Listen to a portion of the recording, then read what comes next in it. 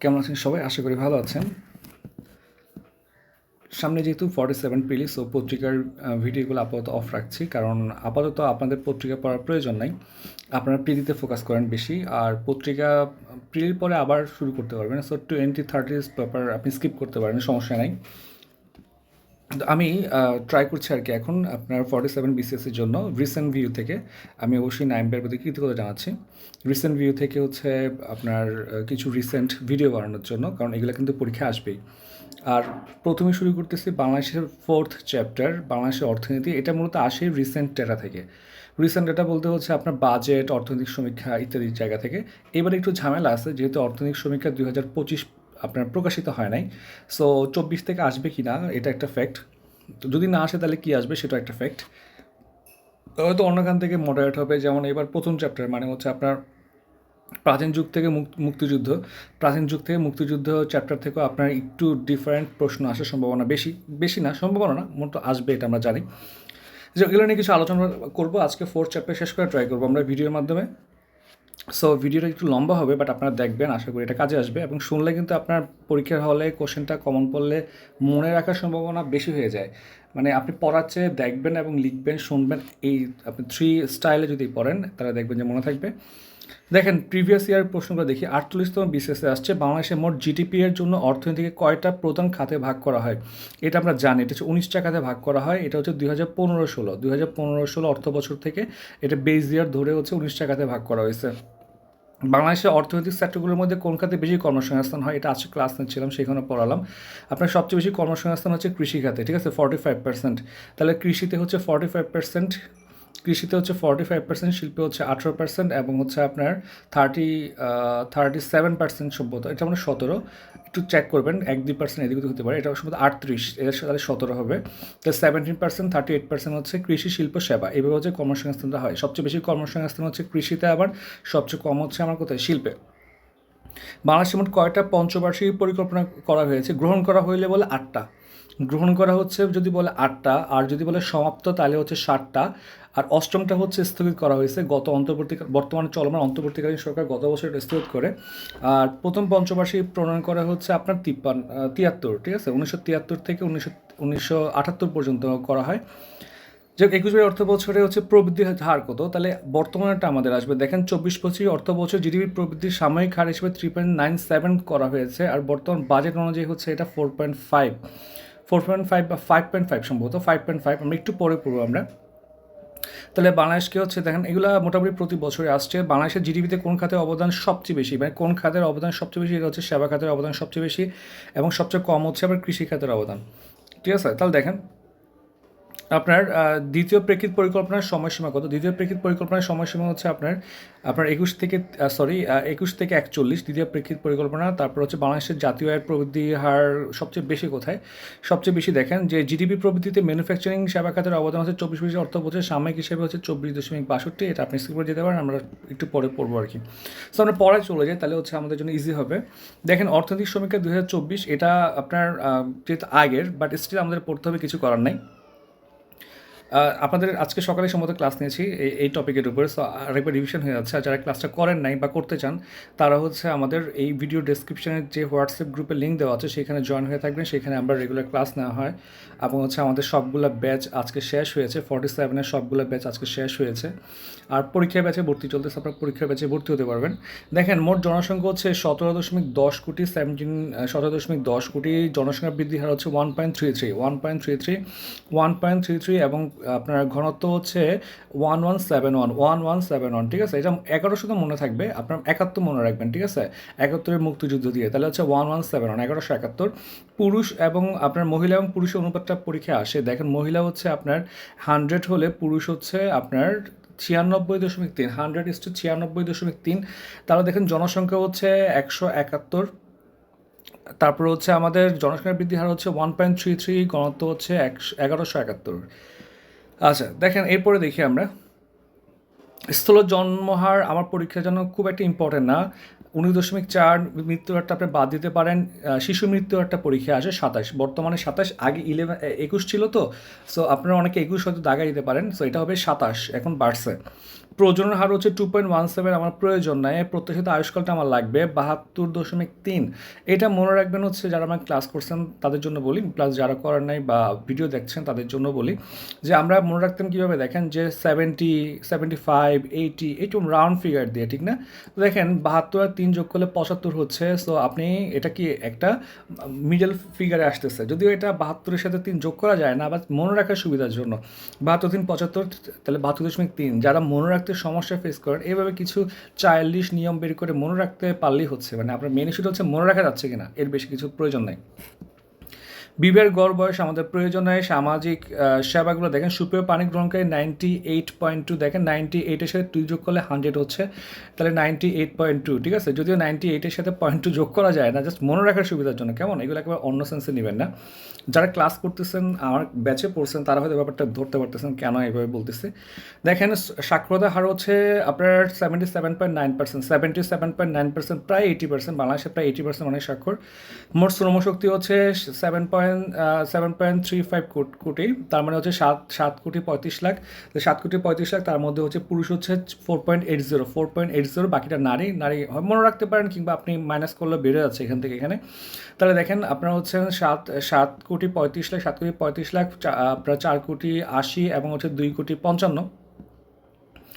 তারপরে শ্রমশক্তি দেখেন শতকরা হার, এটা কিন্তু এই যে 40, এটা যেটা আসলো আর কি, যে শ্রমশক্তির সবচেয়ে বেশি মানুষ আপনার এঙ্গেজ হচ্ছে কোথায়, আপনার কৃষিখাতে 45%, শিল্প খাতে 17% এবং সেবা খাতে 38%, মানে হচ্ছে 45, তারপরে হচ্ছে আমার 17, এরপর 38, ঠিক আছে? দেখেন যোগ করলে 100 হচ্ছে, 45, 17, 100, 45, 17, 38, অথবা 45 তো আপনার মনে থাকবে, ঠিক আছে? কৃষিতে 45, বাকি দুটো যোগ করলে 55 হওয়া লাগবে আমার, তাহলে 17 একটা মনে রাখলে বাকিটা 55 থেকে মাইনাস করলে হচ্ছে, কেমন? তাহলে শিল্প আপনার হচ্ছে কৃষি শিল্প সেবা, সিকোয়েন্সে পড়বেন কৃষি শিল্প সেবা, ঠিক আছে? তাহলে আপনি সামনে আরেকটা যেটা আছে আপনার প্রবৃদ্ধি হার, সেটাও একসাথে পড়ায় দেবো, আপনার মনে থাকবে আর কি।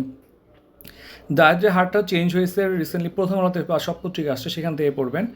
আর হচ্ছে স্ত্রী মূল্যের জিডিপি, এগুলো তো খুব একটা পড়া লাগবে না বর্তমানে, হচ্ছে আপনার এগুলো পড়া লাগবে না, কেমন? বেশি আগে ডেটা হয়ে গেছে।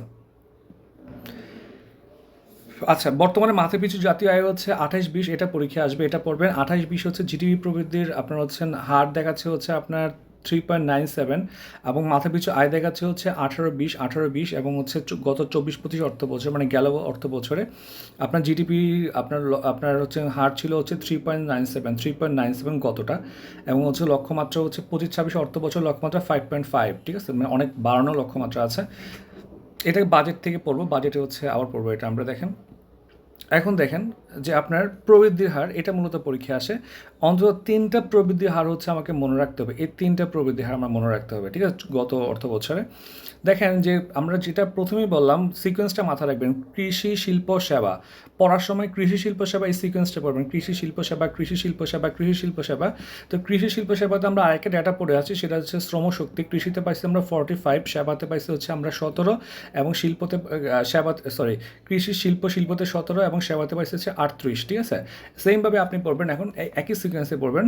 কৃষিতে প্রবৃদ্ধি হার হচ্ছে 1.79, হ্যাঁ, সংখ্যাটা দেখেন 1.79, দেখেন 79-এর সাথে 1 যোগ করলে হচ্ছে কি 80 হয়ে যাচ্ছে, এটা পূর্ণ সংখ্যা হচ্ছে, ঠিক আছে? মানে এটা রাউন্ড ফিগার হচ্ছে আর কি, 1.79।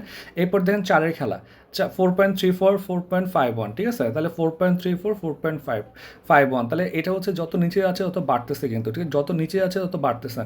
1.79, তারপর হচ্ছে 4.34, 4.51, ঠিক আছে? 4.51 মানে তো 4.5, মানে এটাও কি একটা একটা একটা একটা রাউন্ড ফিগার আর কি।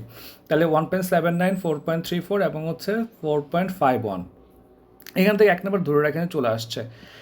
এখন দেখেন আমাদের যে এই যে ভিত্তি বছর 15-16কে ধরে হচ্ছে জিডিপিকে আপনার জিডিপি পরিমাপ করা হয়, তাহলে সেখানে টোটাল খাত হচ্ছে কয়টা, 19টা, টোটাল হচ্ছে 19টা। তার সবচেয়ে বেশি হচ্ছে আপনার কয়টা, আপনার আপনার কৃষিতে আছে একটা। এগুলোকে উপখাত বলে আর কি, এগুলো খাতের নাম বলে, এগুলো উপখাত বলে আর কি। খাত হচ্ছে আমার মূলত 3টা, ঠিক আছে? প্রধান খাত হচ্ছে 3টা, একটা হচ্ছে কৃষি, একটা হচ্ছে শিল্প, একটা হচ্ছে সেবা। টোটাল খাত হচ্ছে আপনার কয়টা বলেন, 19টা। তাহলে কৃষিতে হচ্ছে একটা, শিল্পতে হচ্ছে, সেবাতে হচ্ছে 13টা, আর বাকিগুলো হচ্ছে আপনার শিল্পে। তো আপনি খুঁজে বের করতে পারবেন, ঠিক আছে? তাহলে এগুলো হচ্ছে আমার কৃষিতে যাচ্ছে। এরপর দেখেন লাস্ট থেকে 13টা কাউন্ট করেন, 1 2 3 4 5 6 7 8 9 10 11 12 13, তাহলে এগুলো হচ্ছে সেবাতে আছে, ঠিক আছে? আর হচ্ছে আপনার ওই 2 থেকে 6 পর্যন্ত যাচ্ছে আমার শিল্পে, এগুলো অত ডিটেলস জানার প্রয়োজন নেই আর কি, তাও আমি বলে রাখতেছি। উপরের ছক থেকে সর্বোচ্চ এবং সর্বনিম্ন পড়বেন। সর্বোচ্চ অবদান হচ্ছে শিল্পের, ঠিক আছে। সর্বনিম্ন হচ্ছে আপনার পানি সম্পদের, এগুলো খুব একটা প্রয়োজন নেই আর কি। আচ্ছা, দেখেন বিশ্ব অর্থনীতি 5টা দেশ হচ্ছে: 1 যুক্তরাষ্ট্র, 2 হচ্ছে চীন, 3 জার্মানি। তাহলে 1, 2, 3 জার্মানি, 4 হচ্ছে ভারত। ভারত কিন্তু 4 উঠে আসছে 5 থেকে, এটা খুবই গুরুত্বপূর্ণ একটা কন্টেন্ট। বাংলাদেশ অর্থনীতি 35তম এবং 36 সালে হচ্ছে 24তম, এটা আমাদের লাগবে না। তাহলে বর্তমানে 35তম, এটা আমার জানলেই হচ্ছে। রপ্তানিতে শীর্ষ 5টা দেশ হচ্ছে চীন 1 নম্বর রপ্তানি করে, এরপরে হচ্ছে আপনার যুক্তরাষ্ট্র এবং হচ্ছে জার্মানি। ডিটেলস পড়তে হবে না, প্রথমজন জানলেই হবে। আমদানিতে হচ্ছে যুক্তরাষ্ট্র 1, চীনে হচ্ছে 2। এখন দেখেন অর্থনৈতিক জরিপ 2024, অর্থনৈতিক জরিপ 2024 হচ্ছে আপনার বিবিএস করে, এটা করে হচ্ছে বিবিএস। এবং এই বিবিএস হচ্ছে আপনার, এটা হচ্ছে চতুর্থ অর্থনৈতিক জরিপ আর কি, চতুর্থ, এটা পরীক্ষার জন্য ইম্পর্টেন্ট, ফোর্থ, ঠিক আছে। চতুর্থ অর্থনৈতিক জরিপ, তাহলে এটা পরীক্ষায় আসবে এবং এটা 24 সালে হয়েছে, এটাও পরীক্ষায় আসছে। তারিখটা ইম্পর্টেন্ট, তারিখ হচ্ছে আপনার 10 তারিখ থেকে 26, মানে হচ্ছে মানবাধিকার দিবস থেকে বড়দিনের পরদিন পর্যন্ত। 25 তারিখে বড়দিন না, তার পরদিন পর্যন্ত। আর এটা হচ্ছে আপনার যে ক্যাপিং পদ্ধতিতে পরিচালনা করা হয়, ঠিক আছে। ক্যাপিং পদ্ধতিতে মাথা রাখবেন, ক্যাপিং মানে ক্যাপ পড়ায় দিচ্ছে, কেমন? আচ্ছা, এগুলা ভিতর থেকে আর পড়া লাগবে না আর কি, জাস্ট এটা পড়েন। বিভাগ ভিত্তিক কর্মরত জনশক্তি হচ্ছে সবচেয়ে কম বরিশালে, সবচেয়ে কম হচ্ছে বরিশালে, সবচেয়ে বেশি ঢাকায়। ঢাকায় তো সবাই যায় কাজ করার জন্য, ঠিক না? সবচেয়ে কম হচ্ছে বরিশালে, ওরা এনজয় করে আর কি, অত বেশি কাজ টাজ করেন, এবার মনে রাখবেন। তারপর হচ্ছে আপনার আর ডিটেলস এখানে পড়তে হবে না। 15-16 অর্থ বছরের আপনার জিডিপি গণনার মোট খাত হচ্ছে 19টা, এটা কিন্তু একটু আগে পড়ে আসছে অনেকবার। তারপর 5-6 ছিল 15টা, এটা আমার জানার দরকার নাই। প্রধান খাত হচ্ছে 3টা মূলত: কৃষি, শিল্প, সেবা। বারবার বলতেছি কৃষি, শিল্প, সেবা। কৃষিতে হচ্ছে একটা, ঠিক আছে। সেবাতে হচ্ছে কয়টা বলেন? সেবাতে হচ্ছে 13টা। সেবা এখানে দিয়ে দিচ্ছি, দেখেন, কৃষিতে 1টা, শিল্পে 5টা, সেবায় 13টা। অলরেডি আমি একটু আগে দেখেছি কাউন্ট করে আপনাদেরকে, এটা মাথায় রাখলে হবে, ঠিক আছে। আর জিডিপিতে অবদানকার, এটা তো মাত্র বলে আসলাম। জিডিপিতে অবদান হচ্ছে সবচেয়ে বেশি কার, আপনারা হচ্ছেন সেবা খাতের। দেখেন মূল্যস্ফীতির ভিত্তি বছর, এ পর্যন্ত দেশে মূল্যস্ফীতি গণনার ভিত্তি বছর 5টা করা হয়েছে, ঠিক আছে। মূল্যস্ফীতি যেহেতু খুব বেশি, এটা পরীক্ষায় আসতে পারে। 73, 74, 85, 86, 95, 96, 500 এবং 21, 22, ঠিক আছে। আমরা 21, 22টাই পড়বো। এবং 24-25 অর্থ বছরে মূল্যস্ফীতি ছিল হচ্ছে আপনার 10.03, দক্ষিণ এশিয়ার মধ্যে সর্বোচ্চ। বাংলাদেশ এবং আইএমএফ হচ্ছে মোট ঋণ দিবে হচ্ছে 470, এটা আমাদের লাগবে না আসলে, আগের ডেটা তো। মোট কিস্তি হচ্ছে 7টা কিস্তির মাধ্যমে দিবে, প্রথম কিস্তি আমাদের লাগবে না, শেষ কিস্তি আমাদের লাগবে না, আগামী বছর পাবো। ঋণ গ্রহণের ফলে পূরণ হচ্ছে রিজার্ভ সংকট হচ্ছে আমাদের মিট হচ্ছে। এছাড়া রেমিটেন্সের মাধ্যমে আমরা মূলত বেশি মিট করি রিজার্ভ সংকটটা। ওকে, ঋণের ক্যাটাগরি আমার লাগবে না, এগুলো খুঁজে দিচ্ছে নাইমে, এগুলো লাগবে না এগুলো। দেশের রিজার্ভ গণনা করা হচ্ছে BPM-6, এটা পড়তে পারেন, BPM-6, ঠিক আছে। Balance of payment and international investment position manual, ঠিক আছে। BPM-6, এটা দিয়ে পড়তে পারেন। আইএমএফ এর মুদ্রার রিজার্ভ হচ্ছে, দেখেন, প্রবর্তন হচ্ছে 1969 সালে SDR এর মাধ্যমে, স্পেশাল ড্রয়িং রাইটস, এটা হচ্ছে 1969 সালে, মাথায় রাখবেন। OIC প্রতিষ্ঠিত হয় না। তারপর আইএমএফ এর মুদ্রা হচ্ছে 5টা: US পাউন্ড, তারপর হচ্ছে জাপানি ইয়েন এবং হচ্ছে ইউয়ান, তার মানে চীনের, ঠিক আছে। তাহলে জাপান, জাস্ট কান্ট্রির নাম মাথায় রাখেন তাইলে হবে, ঠিক আছে। একটা হচ্ছে UK, একটা হচ্ছে USA, জাপান, চীন, একটা হচ্ছে ইউরোপ, শেষ, ইজি। দেখেন বাংলাদেশের আপনারা হচ্ছেন বৈদেশিক মুদ্রার রিজার্ভ, বাংলাদেশ ব্যাংক হচ্ছে উৎস, বাংলাদেশ ব্যাংক হচ্ছে সেটা কাউন্ট করে BPM-6 পদ্ধতিতে হচ্ছে, এটা হচ্ছে IMF এটাকে অ্যাকনোলেজ করছে। রিজার্ভ জমা থেকে বাংলাদেশ ব্যাংকে, এগুলো পড়া লাগবে না, কেমন? তারপর দেখেন নতুন মুদ্রানীতি হচ্ছে, এখন প্রতি বছর আপনার 2টা মুদ্রানীতি প্রকাশ করা, এটাই পরীক্ষায় আসতে পারে। বছরে 2বার হচ্ছে মুদ্রানীতি আপনার প্রকাশিত হয়, 6 মাস পর পর, জানুয়ারি এবং জুলাইতে, কেমন? জানুয়ারি এবং জুলাইতে, এটা মাথায় রাখবেন। আপনার অর্থ বছরে, এটা হচ্ছে আমরা একটু পরে বাজেট পড়লে পাবো। আপনার হচ্ছে আপনার জিডিপি প্রবৃদ্ধি ধরা হয়েছে 5.5, এটা কিন্তু প্রকালন, ঠিক আছে। আর মূল্যস্ফীতি হচ্ছে 1% এক্সট্রা, মানে 6.5। নীতি সুদের হচ্ছে 10% এবং মুদ্রাসভার লক্ষ্যমাত্রা হচ্ছে 8.5%, আমাদের লাগবে না। মুদ্রানীতি আমাদের পড়তে হবে না, কেমন? জাস্ট ওই ব্যাংক রেট হচ্ছে 4%, এটা বললে হবে। এখন বাজেট নিয়ে হচ্ছে প্রশ্ন আসবে, যেহেতু অর্থনৈতিক সমীক্ষা নিয়ে প্রশ্ন আসার সম্ভাবনা একটু কম আর কি, আসলে কম আসবে, তো বাজেট নিয়ে আসবে। বর্তমান বাজেট হচ্ছে 55তম, ঠিক আছে, অন্তর্বর্তী বাজেট সহ। আর 54তম হবে যদি হচ্ছে অন্তর্বর্তীকালীন বাজেট ছাড়া হয়, ঠিক আছে। তারপর দেখেন বাজেটের শিরোনাম হচ্ছে বৈষম্যহীন ও টেকসই অর্থনৈতিক ব্যবস্থা গড়ার প্রত্যয়। বাজেটের ঘোষণা হচ্ছে 1-2 জুন, ঠিক আছে। 2 জুন হচ্ছে ঘোষণা, 22 জুন হচ্ছে এটা পাস 2 জুন 22 জুন 1 জুলাই হচ্ছে এটা কার্যকর, তাহলে 2 জুন 22 জুন এবং হচ্ছে 1 জুলাই, এটা মাথায় রাখতে পারেন। বাজেট প্রণয়ন করে হচ্ছে অর্থ বিভাগ অর্থ মন্ত্রণালয়, এটা পরীক্ষা আসতে পারে। বাজেট প্রণয়ন করে হচ্ছে অর্থ বিভাগ অর্থ মন্ত্রণালয়, ঠিক আছে। অর্থ বিভাগ 4টা পার্ট আছে না, অর্থ মন্ত্রণালয়, তার মধ্যে হচ্ছে অর্থ বিভাগ হচ্ছে এটা করে। বাজেটের আকার হচ্ছে 7,90,000, ঠিক আছে, 7,90,000 কোটি টাকা। জিডিপির হচ্ছে 12.70, এটা পরীক্ষা আসে 12.70। বাজেট ঘাটতি হচ্ছে 4.25%, ঠিক আছে, 4.25% হচ্ছে বাজেট ঘাটতি। তো বাজেট রাজস্ব আদায়ের লক্ষ্যমাত্রা হচ্ছে 564, ঠিক আছে, 5,64,000 কোটি টাকা, 9%, ঠিক আছে। বৈদেশিক অনুদান হচ্ছে 5,000 কোটি টাকা দেওয়া হয়েছে। সামরিক ঘাটতি দেওয়া হচ্ছে 2,26,000 কোটি টাকা, এটা লাগবে না, পরীক্ষা আসেন। মোট জিডিপিটা পড়তে পারি আমরা। মোট জিডিপি হচ্ছে 62,44,578, ঠিক আছে, 62,44,000 পড়লেই হবে, 62,44, ঠিক আছে, 62,44,000।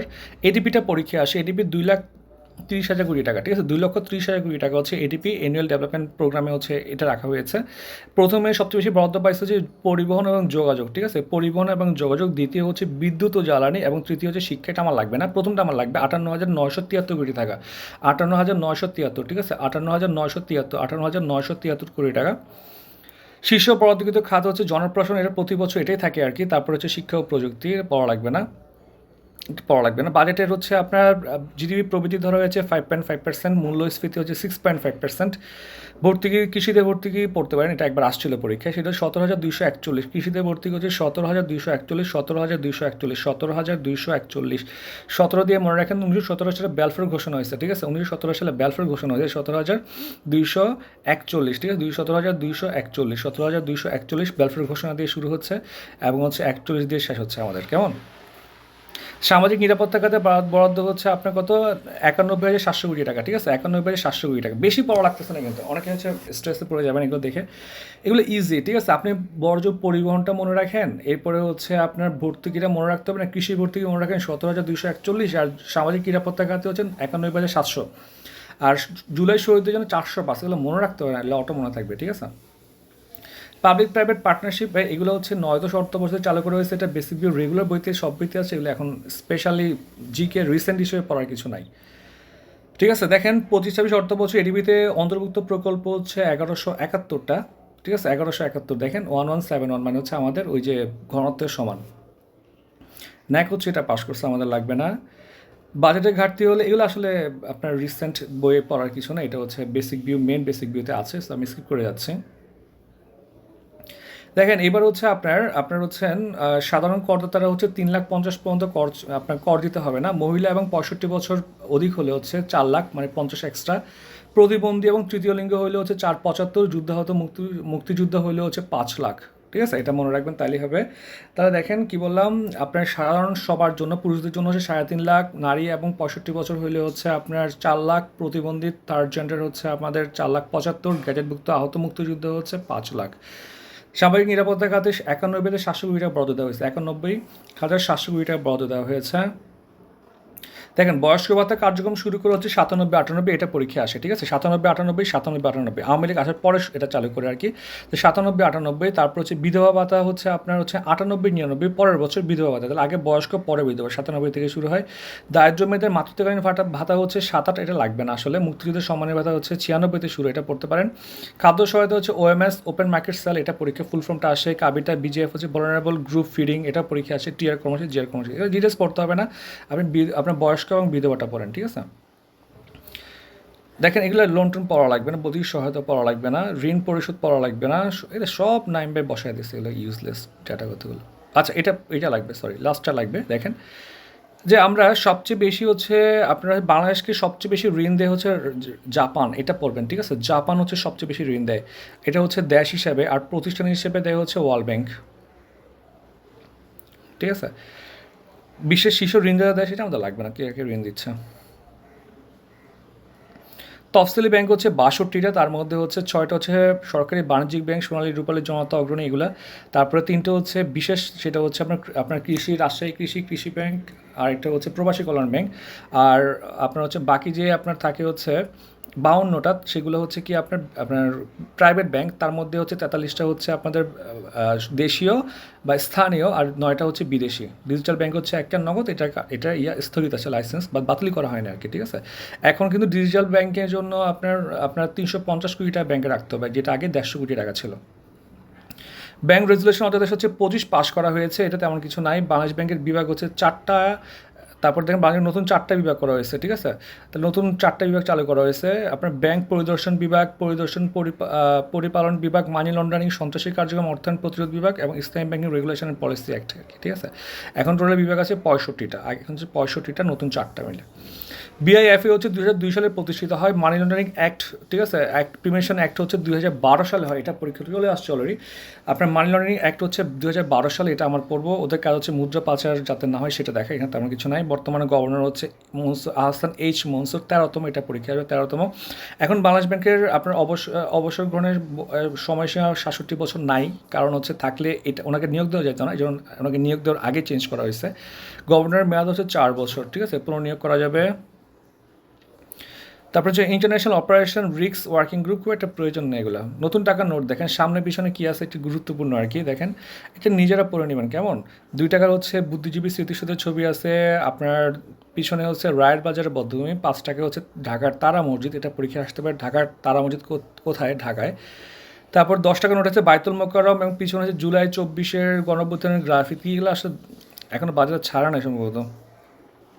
50 টাকা ঢাকার আহসান মঞ্জিল এবং জয়নুল আবেদিনের চিত্রকর্ম সংগ্রাম। 100 টাকা হচ্ছে বাগেরহাটের ষাটগম্বুজ মসজিদ, সুন্দরবন, এগুলো দেখে নেবেন আপনারা। দেশে অরেঞ্জ বন্ড চালুর সিদ্ধান্ত নেওয়া হয়েছে 7 নভেম্বর 24-এ, খুব একটা প্রয়োজন নেই এগুলো। বিমা কোম্পানি আছে 82টা, ঠিক আছে। আইডিআরএ লাইসেন্স প্রদান করে হচ্ছে শান্তা লাইফ ইন্স্যুরেন্সকে, 82টা, আগে 81টা ছিল। ব্যাংক বহির্ভূত আর্থিক প্রতিষ্ঠান 36টা, ঠিক আছে। তারপর আপনার 9টা প্রতিষ্ঠান লাইসেন্স বাতিল করা হয়েছে, ওরা হচ্ছে আপনারা হচ্ছেন টাকা ব্যাক করতে পারতেছে না, উচ্চ খেলাপি ঋণ, মূলধন ঘাটতি রয়েছে, ঠিক আছে। 9টার নাম একটু দেখে নিতে পারেন, এগুলো পড়ার আসলে কোনো প্রয়োজন নেই, এগুলো বিশেষ আসে না। মেটাল কার্ড এগুলো নাইম বাই অনেক বেসিক বিয়েতেই মেরে দিচ্ছে না, তো রিসেন্ট বিয়ে আসলে তো মোটা হওয়ার কোনো কারণই নেই। দেখেন মোবাইল ব্যাঙ্কিংটা পুরোটা ভাই রিসেন্টে আসার প্রয়োজন নেই, এগুলো সব বেসিক ভিউতে আছে, ঠিক আছে। সো এগুলো স্কিপ করে যাচ্ছি, বেসিক ভিউ বা অন্য যে কোনো জিকে বই পড়লে হবে। দেখেন সবচেয়ে বেশি লেনদেন করে হচ্ছে বিকাশ, এগুলো পড়া লাগবে না।